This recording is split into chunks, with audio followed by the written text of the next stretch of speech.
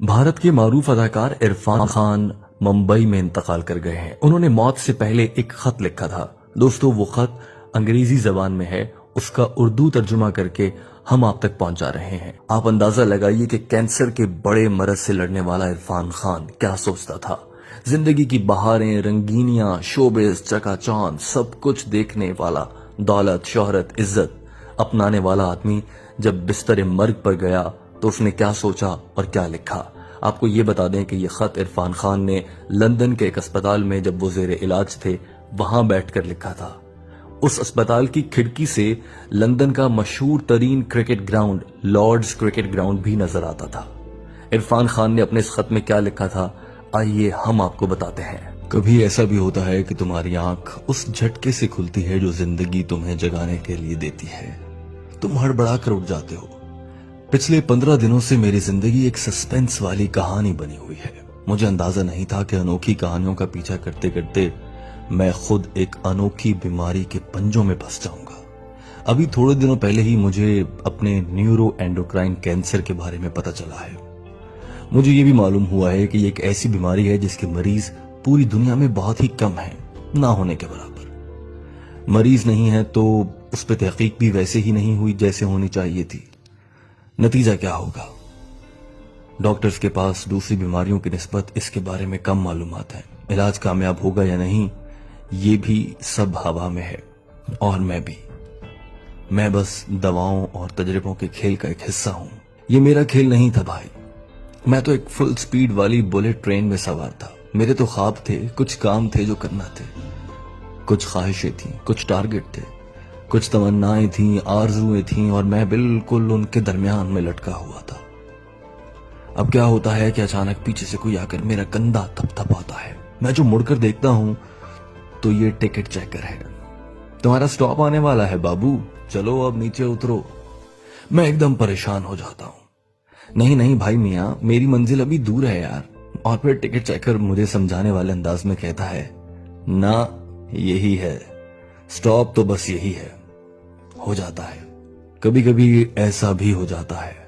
उस अचानकपन में फंसकर मुझे समझ आ गई कि हम सब किस तरह समंदर की बेरहम लहरों के ऊपर तैरते एक छोटे से लकड़ी के टुकड़े की तरह हैं। बेयकीनी की हर बड़ी लहर के आगे हम तो बस अपने छोटे से वजूद को संभालने में लगे रहते हैं। ना इससे कम ना इससे ज्यादा।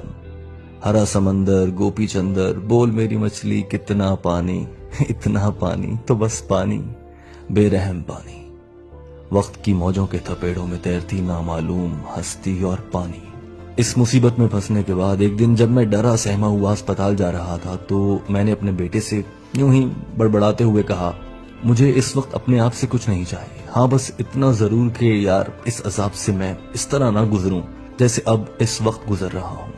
मुझे अपना सुकून, अपना इत्मीनान वापस चाहिए। ये जो डर, जो खौफ, जो परेशानियां मेरे कंधों पे चढ़ी बैठी हैं, मैं इन्हें उठा के फेंक देना चाहता हूं। मैं ऐसी काबिले रहम किस्म की हौनक हालत में अब मजीद नहीं रहना चाहता। इस बीमारी का शिकार होने के बाद मेरी वाहिद ख्वाहिश यही थी। और फिर अपनी तकलीफ की तरफ मेरा ध्यान चला गया। मतलब इतने अरसे से मैं बस अपनी तकलीफ झेल रहा था, बर्दाश्त कर रहा था, दर्द की शिद्दत का एहसास कर रहा था, लेकिन इस पूरी मुद्दत में कोई भी चीज उसे खत्म नहीं कर पा रही थी। कोई हमदर्दी, प्यार भरे बोल, कोई हिम्मत बंधाने वाली बात, कुछ भी नहीं। उस वक्त पता है कैसा लगता था, जैसे पूरी कायनात सिर्फ एक चीज का रूप धार चुकी है, दर्द, खौफनाक दर्द। वो दर्द जो हर चीज से बड़ा है। हर चीज से मायूस होकर थका हारा बेहाल जब मैं अस्पताल के अंदर दाखिल हो रहा था तो सामने की तरफ मेरी नजर पड़ी। ये लंदन का एक अस्पताल था। सामने लॉर्ड्स क्रिकेट ग्राउंड था। वो लॉर्ड्स जिसे देखना मेरे बचपन की सबसे बड़ी हसरत था। और अब उस तकलीफ के दौरान वहां लगा कि विवियन रिचर्ड का एक बड़ा सा हंसता हुआ पोस्टर भी मुझे अपनी तरफ खींच नहीं सका। दुनिया तो जैसे अब मेरे काम ही की नहीं रही। खैर, उस अस्पताल में एक कोमा वार्ड भी था। वो सारे मरीज जो लंबे अरसे के लिए होश और बेहोशी बल्कि जिंदगी और मौत के दरमियान लटके हुए थे, वो उधर रखे जाते थे। ऊपर, बिल्कुल मेरे वार्ड के ऊपर वाले कमरे में एक दिन मैं अपने कमरे की बालकनी में खड़ा था तो जैसे एक धमाका हुआ। गेम ऑफ लाइफ और गेम ऑफ डेथ के बीच में है क्या? एक सड़क, کرکٹ کو گیم آف لائف بھی کہتے ہیں۔ ایک طرف ایک اسپتال ہے اور اس کے بالکل سامنے دوسری طرف ایک اسٹیڈیم، اور دونوں میں کھیلے جانے والے کھیل کی ایک چیز کامن ہے، بے یقینی۔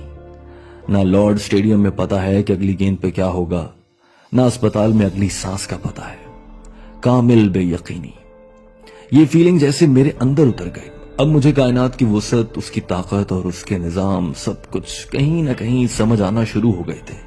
آخر میرا اسپتال ایک کھیل کے میدان کے سامنے کیوں تھا، اور صرف میں نے ہی اس بات کو اتنی شدت سے کیوں محسوس کیا؟ یہ سب مجھے آپس میں جڑا ہوا لگنے لگا۔ تو سمجھو کہ بس جو چیز یقینی ہے وہ بے یقینی ہے، یعنی بے یقینی کے علاوہ اس پوری کائنات میں کچھ بھی ایسا نہیں جسے یقینی کہا جا سکے۔ اب جب سبھی بے یقینی کے بھاؤ میں ہیں تو میں کیا اور میری بے یقینی کیا؟ مجھے تو بس اپنی باقی رہ جانے والی طاقت کو سنبھالنا ہے اور اپنے حصے کا کھیل اچھے سے کھیلنا ہے۔ That's it۔ تو بس اسے ایک لمحے کے بعد مجھے سمجھ آ گئی۔ میں جان گیا کہ نتیجہ جو بھی نکلے مجھے اس حقیقت کو ماننا ہوگا۔ ادھر سب کچھ ایسا ہی ہے، چاہے میرے پاس 8 مہینے بچے ہیں، چاہے 2 ماہ، یا بے شک 2 اور سال، یا بے شک 2 مزید سال، سب کچھ ایک طوفانی لہر میں ہے۔ اس کے بعد تمام خدشے، تمام ڈر، تمام خوف، پریشانیاں، سب کچھ دھندلے ہوتے گئے اور میرا دماغ ان سب سے خالی ہو گیا۔ ساری عمر میں پہلی بار تب مجھے اندازہ ہوا کہ آزادی کا کوئی مطلب واقعی میں ہے۔ ایسا لگتا تھا جیسے مجھے کوئی بڑی کامیابی ملی ہے، جیسے زندگی کا جادو بھرا ذائقہ مجھے پہلی بار چکھنے کو ملا ہے، اور یہ سب میرے جسم کی ایک ایک پور میں اتر چکا تھا۔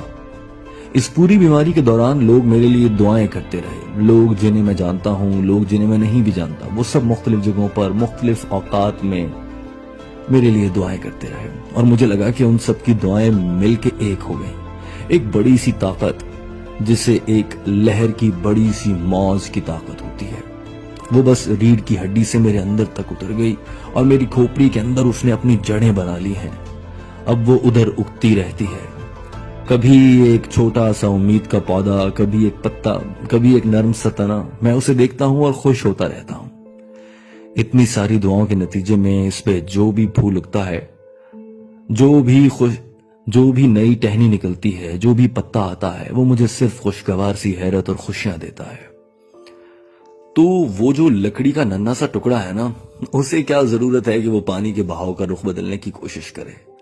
اسے یہ بات سمجھ لینی چاہیے کہ ہم سب قدرت کی گود میں بیٹھے ہیں، جو ہمیں ہلکے پھلکے جھولے دے رہی ہے، نہ اس سے زیادہ نہ اس سے کچھ بھی کم۔ That's it۔ خطرناک کینسر کی تکلیف دہ گود میں بیٹھ کر عرفان خان نے یہ سب کچھ لکھا۔ خدا عرفان خان کی مغفرت فرمائے۔ دوستو، عرفان خان کی جانب سے لکھے گئے اس خط کا ترجمہ آپ نے سنا۔ یہ خط دوسرے احباب تک پہنچائیے اور یاد رکھیے، زندگی خدا کی دی گئی ایک مہلت ہے، وہ کبھی بھی اپنی جانب اس مہلت کو واپس لے سکتا ہے۔ ہم انسان بے بس ہیں، اور ہم انسان کوشش میں لگے رہتے ہیں کہ زیادہ سے زیادہ وقت گزار لیں، مال اکٹھا کر لیں، دولت بنا لیں، لیکن سب ٹھاٹھ پڑا رہ جائے گا جب لات چلے گا بنجارا۔ عرفان خان دنیا میں نہیں رہے، ریسٹ ان پیس عرفان خان۔ آئیں سب مل کر دعا کریں، اللہ تعالیٰ اس مسلمان اداکار کو جنت میں اعلیٰ مقام عطا فرمائے اور ہم سب کے گناہوں کو بھی معاف